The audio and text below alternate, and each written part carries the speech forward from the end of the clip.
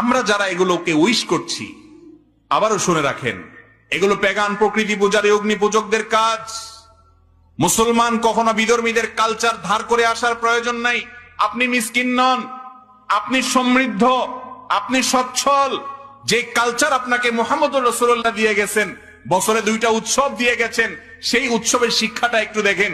আর এই সমস্ত 31st নাইটের কালচারের শিক্ষা হলো ভোগ করো, ভোগ, আতশবাজি করো, ফুর্তি করো, বদমাইশি করো, হারামের ভিতরে হাবুডুবু খাও, নেশায় বুধ হয়ে যাও, হোটেলের বিভিন্ন প্যাকেজ আছে সেগুলো বুকিং দাও, পাগল এবং উম্মাদের মতো ভোগ করতে থাকো।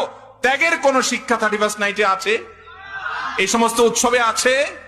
এমনিতেই যুব সমাজ আজ বিভ্রান্ত, এমনিতেই মোরালিটি নাই, এমনিতেই নীতি নৈতিকতা নাই, এমনি দিশেহারা, অস্থির, তারা কোনো পথ নির্দেশ পাচ্ছে না। আমাদের এই প্রাণের যুবকদেরকে যদি আবারও